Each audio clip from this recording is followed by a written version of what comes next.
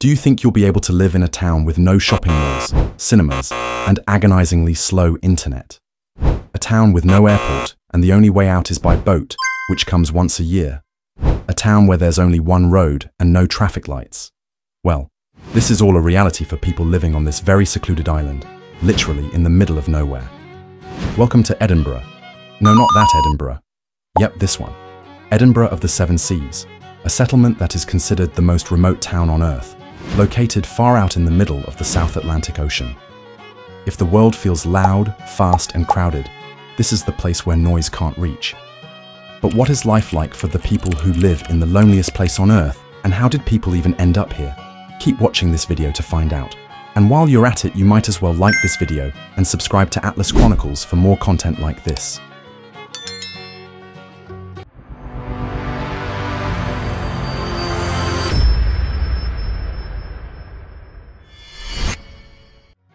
Edinburgh of the Seven Seas is the only settlement on the island of Tristan da Cunha in the South Atlantic Ocean. The town itself is only 0.23 square miles. To compare, you can fit this town in Central Park 4 times. There are currently 232 permanent residents in this town, and only 80 families and 7 core last names.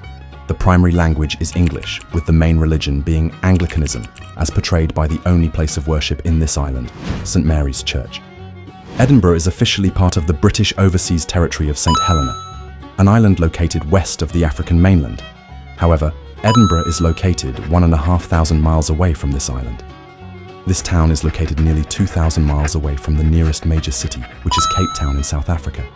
The citizens of Edinburgh cannot even make a direct flight to South Africa, as travel is only possible by sea.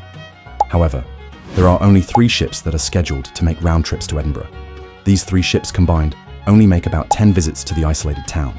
The MV Lance is the main ship that passengers would take to visit or leave Edinburgh. As well as cargo supplies, they also carry around 12 passengers, and there are typically 5 to 6 voyages a year. The MFV Edinburgh is primarily a supply vessel, creating very limited space for passengers. Sometimes there might not be any space at all. This ship makes around 3 trips a year, and the SA Agulhas 2 is mainly used for research, as it usually carries a large group of researchers, and sometimes the occasional civilians. This ship only visits Edinburgh once a year, typically in September, so with the limited options, it is normal for residents to stay on the island for their whole life. But what is life like for these residents? The island does have everything you would expect to make it livable, but just less, I guess. St Mary's School is the only educational institution in Edinburgh for children up to the age of 16. Usually, if a student wants further education, they'll move to St Helena or the UK, as it is still technically a British territory. There is one small hospital that is staffed mainly by visiting doctors or medical officers. However, this hospital does not have the facilities to treat more serious medical emergencies. For cases like that, the person is required to evacuate to South Africa.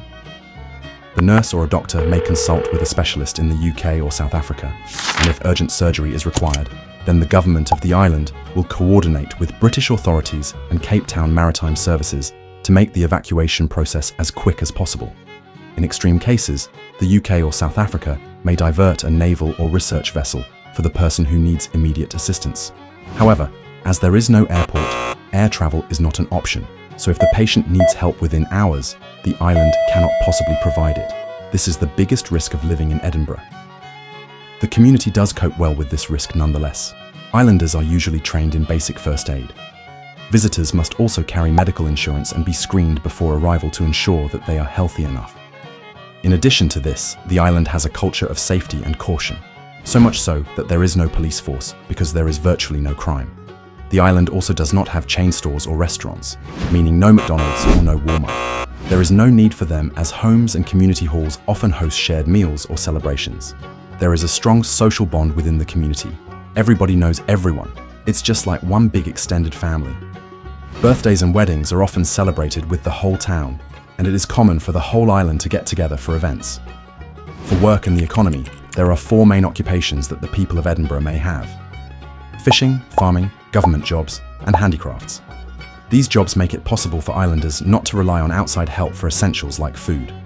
The economy is semi-cash based, and people also trade goods and services. On the whole island, there's only one main road that is about a mile long. There are limited cars, and people's main mode of transport is walking. Since the town is so small, you can pretty much walk anywhere. No public transport, no bikes, just legs. You may be wondering, how did civilization reach an island that seems to be disconnected from the rest of the world? Well, we have to go back to 1506. This was the first known encounter with the island. The Portuguese explorer Tristan da Cunha was meant to be on a voyage to India as Portugal's colonial expansion. While sailing through the South Atlantic, Cunha spotted the steep volcanic island, but never actually landed as the sea was too rough and the cliffs were too steep. This never stopped him from naming the island after himself. The first actual settler of the island came centuries after this discovery in 1810. A man from Massachusetts named Jonathan Lambert was an ambitious sailor, always seeking adventure. Lambert and his 3 friends stumbled upon the island and claimed it for themselves, naming it the Island of Refreshment, declaring themselves as the owners. Together, they all established agriculture, sowing vegetables and planting tropical seeds. He also hunted elephant seals for meat. However, life on the island for them was cut short after 2 years, when Lambert and 2 others tragically drowned during a fishing expedition.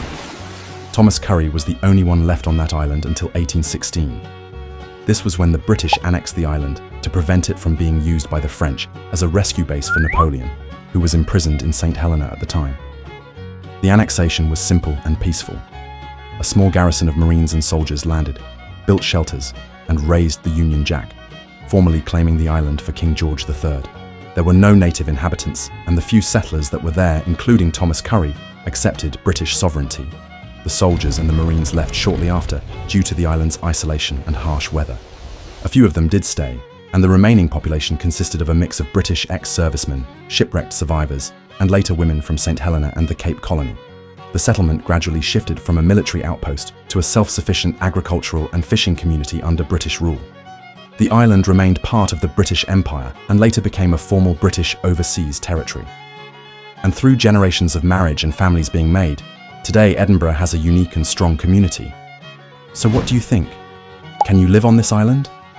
Would you prefer to live in a place where time slows down and with complete dissociation with the rest of the world? Comment down what you think. Also, don't forget to like and subscribe to Atlas Chronicles for more content like this.